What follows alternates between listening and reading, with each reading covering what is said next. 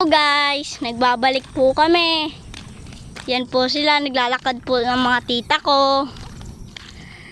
Tapos, ayan po yung palayan. Tapos ito po yung kasunod nung naputol na vlog. Ayan po nga pala po yung mga kambing sa probinsya.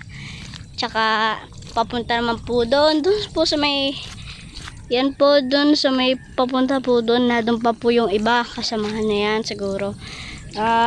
Buntis nga po pala yan. Nakita po namin. Sige, maglaad pa po tayo. Ayan po. Yan po sila. Yan po yung mga kambing. Yan po. Yan po. Wala na po yata nag-aalaga dito. Nagdadala lang po yung iba ng pagkain nila. Yan. Hindi ko po alam kung saan po sila nakakadaan dito eh. Ano po eh. Wala pong daan yata diyan kasi ito po, tarchong yan, yung dalawang yan. Pahinera po yan hanggang doon sa may dulo. Ayan po yung bahay niyan. Ayan po. Yun po yung maliit. Yan guys. Pasubscribe po. Salamat po. Pasubscribe naman po na itong video to. Sa medyo mahaba-haba pong kwento. Yan. Ano naman po. Pa-share.